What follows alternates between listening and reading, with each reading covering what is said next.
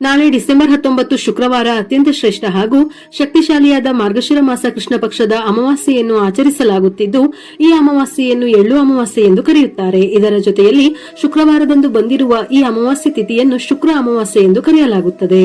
ನಿಮ್ಮ ಜೀವನದ ಕಷ್ಟಗಳೆಲ್ಲವೂ ದೂರವಾಗಿ ಒಳ್ಳೆಯ ದಿನಗಳು ಬರಬೇಕೆಂದರೆ ಈ ಶಕ್ತಿಶಾಲಿ ಅಮಾವಾಸ್ಯೆಯೆಂದು ಕೆಲವು ಸಣ್ಣ ಪುಟ್ಟ ಪರಿಹಾರಗಳನ್ನು ಪಾಲಿಸಿ ಒಳ್ಳೆಯ ಶುಭ ಫಲಗಳನ್ನು ಪಡೆದುಕೊಳ್ಳಿ. ಆದರೆ ಈ ಅಮಾವಾಸ್ಯೆಯ ದಿನದಂದು ತಪ್ಪಿಯೂ ಕೆಲವು ತಪ್ಪುಗಳನ್ನು ಮಾಡಬಾರದು. ಇಲ್ಲದಿದ್ದರೆ ಪುಣ್ಯದ ಬದಲಿಗೆ ಜೀವನದಲ್ಲಿ ಹೊಸ ಸಂಕಷ್ಟಗಳು ಎದುರಾಗುತ್ತವೆ. ಧನ ಕನಕ ಸಂಪತ್ತು ಎಷ್ಟೇ ಗಳಿಸಿದ್ದರೂ ಪೂರ್ವಜರ ಆಶೀರ್ವಾದ ಇಲ್ಲವೆಂದಾದರೆ ಒಂದು ತುತ್ತು ಅನ್ನವನ್ನು ಸಂತೋಷದಿಂದ ಊಟ ಮಾಡಲು ಸಾಧ್ಯವಿಲ್ಲ. ಅಂದರೆ ಮನೆ ಮತ್ತು ಕುಟುಂಬದ ಸದಸ್ಯರ ಮನಸ್ಸಿಗೆ ನೆಮ್ಮದಿ ಸಂತೋಷ ಇರುವುದಿಲ್ಲ ಎಂದರ್ಥ. ಹಾಗಾಗಿ ಪೂರ್ವಜರ ಆಶೀರ್ವಾದ ಸಿಗಲು ಅಮಾವಾಸ್ಯೆಯು ಪಿತೃ ಕಾರ್ಯಗಳಿಗೆ ಅತ್ಯಂತ ಪ್ರಶಸ್ತವಾದ ದಿನವಾಗಿದೆ. ಅಮಾವಾಸ್ಯೆ ಎಂದು ನಮ್ಮ ಪಿತೃದೇವತೆಗಳು ಭೂಮಿಗೆ ಬರುತ್ತಾರೆ ಎನ್ನುವ ನಂಬಿಕೆ. ಅವರ ಆಶೀರ್ವಾದಕ್ಕಾಗಿ ಮನೆಯ ದಕ್ಷಿಣ ದಿಕ್ಕಿನಲ್ಲಿ ಎಳ್ಳಿನ ಎಣ್ಣೆಯ ದೀಪವನ್ನು ಹಚ್ಚುವುದರಿಂದ ಪಿತೃದೇವತೆಗಳು ತೃಪ್ತರಾಗುತ್ತಾರೆ. ಕಾಗೆ ಮತ್ತು ನಾಯಿಗಳಿಗೆ ಆಹಾರ ನೀಡುವುದರಿಂದ ನಮ್ಮ ಪೂರ್ವಜರು ನೈವೇದ್ಯವನ್ನು ಸ್ವೀಕರಿಸುತ್ತಾರೆ ಎಂದು ಧರ್ಮಶಾಸ್ತ್ರಗಳು ಹೇಳುತ್ತವೆ. ಈ ದಿನ ಪಿತೃದೇವತೆಗಳಿಗೆ ತರ್ಪಣವನ್ನು ಬಿಟ್ಟರೆ ಕುಟುಂಬದಲ್ಲಿ ಸುಖ ಶಾಂತಿ ನೆಲೆಸುತ್ತದೆ. ವೇದಗಳಲ್ಲಿ ಉಲ್ಲೇಖಿಸಿರುವಂತೆ ಎಳ್ಳಿಗೆ ವಿಶೇಷ ಮಹತ್ವವಿದೆ. ಅಂದರೆ ಎಳ್ಳಿನಲ್ಲಿ ಹಲವು ಪಾಪಗಳನ್ನು ಪರಿಹಾರ ಮಾಡುವ ಶಕ್ತಿ ಇದೆಯಂತೆ. ಎಳ್ಳಿನಿಂದ ತರ್ಪಣ ಕೊಟ್ಟಾಗ ತರ್ಪಣದಿಂದ ಬಿದ್ದಂತಹ ಎಳ್ಳಿನ ಒಂದು ಹನಿಯ ನೀರು ಕೂಡ 7 ಜನ್ಮಕ್ಕೆ ಸಾಕಾಗುವಷ್ಟು ಆತ್ಮಗಳಿಗೆ ಸಂತೃಪ್ತಿ ನೀಡಿ ನಮ್ಮ ಪಾಪಗಳು ಕೂಡ ನಿವಾರಣೆ ಆಗುತ್ತದೆ. ಹಾಗಾಗಿ ಪಿತೃಗಳ ಅಥವಾ ಪೂರ್ವಜರ ಕಾರ್ಯಗಳಿಗೆ ಅತಿ ಹೆಚ್ಚು ಕಪ್ಪು ಎಳ್ಳನ್ನು ಉಪಯೋಗಿಸುತ್ತಾರೆ.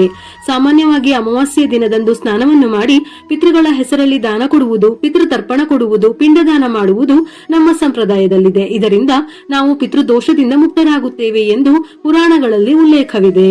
ಅಮಾವಾಸ್ಯೆಯಲ್ಲಿ ಪಿತೃಗಳ ಸಾನ್ನಿಧ್ಯ ಇರುವುದರಿಂದ ಇಂತಹ ಸಮಯದಲ್ಲಿ ತರ್ಪಣವನ್ನು ಕೊಡುವುದು ಅತ್ಯಂತ ಶ್ರೇಷ್ಠ. ಇದರ ಜೊತೆಯಲ್ಲಿ ಪಿತೃದೋಷಗಳು ಕೂಡ ನಿವಾರಣೆಯಾಗುತ್ತವೆ. ಎಳ್ಳು ಅಮಾವಾಸ್ಯೆಯ ದಿನ ಅಮಾವಾಸ್ಯೆಯ ಆಚಾರ ವಿಚಾರಗಳನ್ನು ಪ್ರತಿಯೊಂದನ್ನು ಎಳ್ಳಿನಿಂದಲೇ ಪೂರೈಸುವುದಕ್ಕಾಗಿ ಇದಕ್ಕೆ ಎಳ್ಳು ಅಮಾವಾಸ್ಯೆ ಎಂದು ಕರೆಯುತ್ತಾರೆ. ಹಾಗಾಗಿ ಎಳ್ಳಿನಿಂದ ತರ್ಪಣ ಕೊಡುವುದು ಅತ್ಯಂತ ಶ್ರೇಷ್ಠ. ಅಮಾವಾಸ್ಯೆ ತಿಥಿ ಸಮಯ ಡಿಸೆಂಬರ್ 19 ಬೆಳಗಿನ ಜಾವ 4:59 ಪ್ರಾರಂಭವಾಗಿ ಡಿಸೆಂಬರ್ 20 ಬೆಳಿಗ್ಗೆ 8:13 ಮುಕ್ತಾಯವಾಗುತ್ತದೆ. ತಾಯಿ ಲಕ್ಷ್ಮೀ ದೇವಿಯ ಸಂಪೂರ್ಣ ಅನುಗ್ರಹಕ್ಕಾಗಿ ಸಂಪತ್ತಿನ ವೃದ್ಧಿಗಾಗಿ ಅಮಾವಾಸ್ಯೆ ತಿಥಿ ಬಹಳ ಶ್ರೇಷ್ಠ. ಅದರಲ್ಲೂ ಲಕ್ಷ್ಮೀ ದೇವಿಗೆ ಅತ್ಯಂತ ಪ್ರಿಯವಾದ ಶುಕ್ರವಾರವೇ ಅಮಾವಾಸ್ಯೆ ಬಂದಿರುವುದರಿಂದ ಬಹಳ ವಿಶೇಷ. ಇದರ ಜೊತೆಯಲ್ಲಿ ಧನುರ್ಮಾಸದಲ್ಲಿ ಬರುವ ಈ ಶುಕ್ರ ಅಮಾವಾಸ್ಯೆ ಎಂದು ಲಕ್ಷ್ಮೀ ದೇವಿಯನ್ನು ಪೂಜಿಸಿದರೆ ನಿಮ್ಮ ಮನೆಯಲ್ಲಿ ಸುಖ ಸಮೃದ್ಧಿ ನೆಲೆಸುತ್ತದೆ. ಅಮಾವಾಸ್ಯೆ ಎಂದು ಮನೆ ಒರೆಸುವ ನೀರಿಗೆ ಸ್ವಲ್ಪ ಕಲ್ಲು ಉಪ್ಪನ್ನು ಸೇರಿಸಿ ಮನೆಯನ್ನು ಸ್ವಚ್ಛಗೊಳಿಸಿ ಮನೆಯ ಮುಖ್ಯದ್ವಾರದ ಬಾಗಿಲಿಗೆ ಅರಿಶಿನದಿಂದ ಸ್ವಸ್ತಿಕ್ ಚಿಹ್ನೆ ಹಾಕುವುದು ಉತ್ತಮ.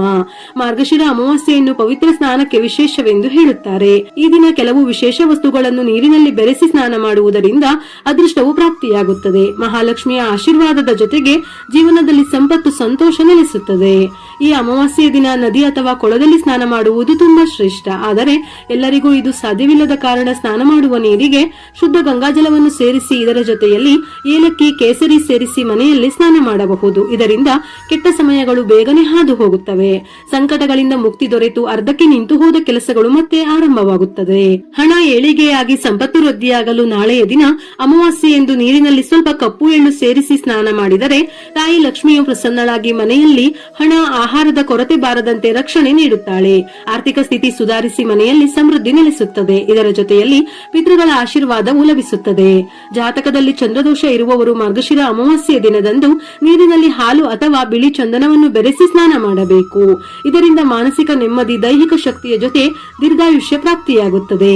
ನಾಳೆಯ ದಿನ ಸ್ವಲ್ಪ ಹಳದಿ ಸಾಸಿವೆಯನ್ನು ನೀರಿನಲ್ಲಿ ಬೆರೆಸಿ ಸ್ನಾನ ಮಾಡಿದರೆ ದಾಂಪತ್ಯ ಜೀವನದಲ್ಲಿ ಸುಖ ಶಾಂತಿ ಸಿಗುತ್ತದೆ. ಇದರೊಂದಿಗೆ ದಾಂಪತ್ಯದಲ್ಲಿನ ಅಡೆತಡೆಗಳು ನಿವಾರಣೆಯಾಗುತ್ತದೆ. ಈ ಪರಿಹಾರವು ನಿಮ್ಮ ಜಾತಕದಲ್ಲಿ ಗುರುವನ್ನು ಬಲಪಡಿಸುತ್ತದೆ. ಸ್ನಾನದ ಬಳಿಕ ತಾಮ್ರದ ಪಾತ್ರೆಯಲ್ಲಿ ನೀರಿನ ಜೊತೆ ಕೆಂಪು ಹೂವು, ಕೆಂಪು ಚಂದನವನ್ನು ಸೇರಿಸಿ ಸೂರ್ಯದೇವರಿಗೆ ಅರ್ಘ್ಯವನ್ನು ಅರ್ಪಿಸಿ ನಮಸ್ಕರಿಸಿದರೆ ನಿಮ್ಮ ಕುಟುಂಬಕ್ಕೆ ಶುಭವಾಗುತ್ತದೆ. ಮನೆಯನ್ನು ಶುಭ್ರಗೊಳಿಸಿ ಹೊಸ್ತಿಲಿಗೆ ಅರಿಶಿನದ ಲೇಪನ ಹಚ್ಚಿ ರಂಗೋಲಿ ಹಾಕಿ ಕುಂಕುಮದ ಬೊಟ್ಟು ಇಟ್ಟು ಹೂವು ಇಟ್ಟು ಮನೆಯ ಮುಂದೆ ರಂಗೋಲಿ ಹಾಕಬೇಕು. ಧನುರ್ಮಾಸದಲ್ಲಿ ಬರುವ ಪ್ರತಿ ಶುಕ್ರವಾರ ಮನೆಯ ಮುಂದೆ ಈ ರೀತಿ ಮಾಡಿದರೆ ಮಹಾಲಕ್ಷ್ಮಿಯ ಅನುಗ್ರಹ ಲಭಿಸುತ್ತದೆ. ಈ ಶುಕ್ರ ಅಮಾವಾಸ್ಯೆ ಎಂದು ಹಳದಿ ಅಥವಾ ಕೆಂಪು ಬಣ್ಣದ ಬಟ್ಟೆಗಳನ್ನು ಧರಿಸುವುದು ಉತ್ತಮ.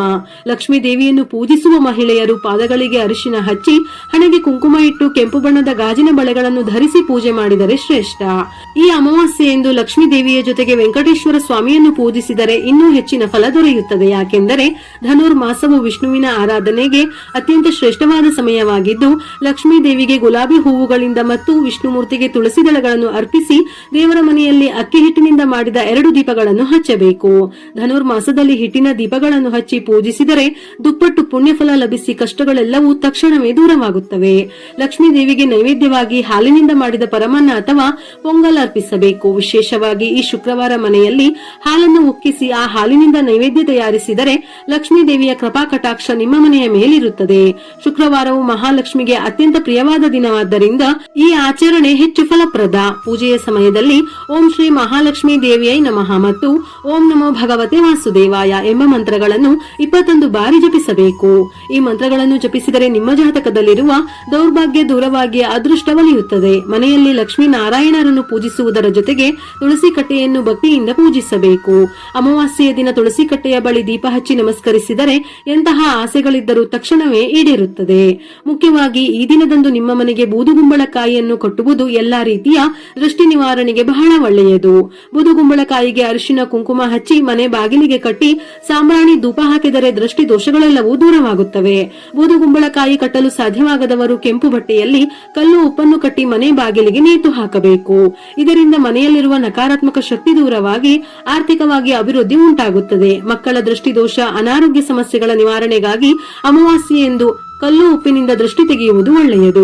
ಬಡತನದಿಂದ ಬಳಲುತ್ತಿರುವವರು ವೀಳ್ಯದೆಲೆಯ ಮೇಲೆ ಅರಿಶಿನದಿಂದ ಓಂ ಶ್ರೀ ಮಾತ್ರೇ ನಮಃ ಎಂದು ಬರೆದು ಬೀರುವಿನಲ್ಲಿ ಇಟ್ಟರೆ ಅಷ್ಟೈಶ್ವರ್ಯಗಳು ಲಭಿಸುತ್ತವೆ. ಸಾಲದ ಸಮಸ್ಯೆಯಿಂದ ಬಳಲುವವರು ಅಕ್ಕಿ ಹಿಟ್ಟಿನಲ್ಲಿ ಸಕ್ಕರೆ ಬೆರೆಸಿ ಕಪ್ಪು ಇರುವೆಗಳಿಗೆ ಆಹಾರವಾಗಿ ಹಾಕಿದರೆ ಸಾಲದ ಬಾಧೆ ಕ್ರಮೇಣವಾಗಿ ಕಡಿಮೆಯಾಗುತ್ತದೆ. ಈ ದಿನದಂದು ಕೂದಲನ್ನು ಕತ್ತರಿಸುವುದು, ಉಗುರು ತೆಗೆಯುವುದು ಅಥವಾ ಕ್ಷೌರ ಮಾಡಿಕೊಳ್ಳುವುದನ್ನು ಮಾಡಬಾರದು. ನಾಳೆ ಸಂಜೆ 6 ಗಂಟೆಯ ಸಮಯದಲ್ಲಿ ಮನೆಯ ಹೊಸ್ತಿಲಿನ ಮುಂದೆ 2 ದೀಪಗಳನ್ನು ಹಚ್ಚಿ ಲಕ್ಷ್ಮೀ ದೇವಿಯ ಪಾದದ ಗುರುತುಗಳಿರುವ ರಂಗೋಲಿ ಹಾಕಿದರೆ ಅಮ್ಮನವರು ಮನೆಗೆ ಆಗಮಿಸುತ್ತಾರೆ. ಕಪ್ಪು ಎಳ್ಳು, ಎಳ್ಳಿನ ಎಣ್ಣೆ ಅಥವಾ ಎಳ್ಳಿನಿಂದ ಮಾಡಿದ ಆಹಾರ ಪದಾರ್ಥಗಳನ್ನು ಬಡವರಿಗೆ ದಾನ ಮಾಡಿದರೆ ಅಪಾರ ಪುಣ್ಯ ಫಲ ಲಭಿಸುತ್ತದೆ. ಅಮಾವಾಸ್ಯೆಯೆಂದು ಗೋಮಾತೆಗೆ ಆಹಾರ ನೀಡಿ ಅದರ ಸ್ಪರ್ಶ ಪಡೆದರೆ ಜಾತಕ ದೋಷಗಳು ದೂರವಾಗಿ ಐಶ್ವರ್ಯ ವೃದ್ಧಿಯಾಗುತ್ತದೆ.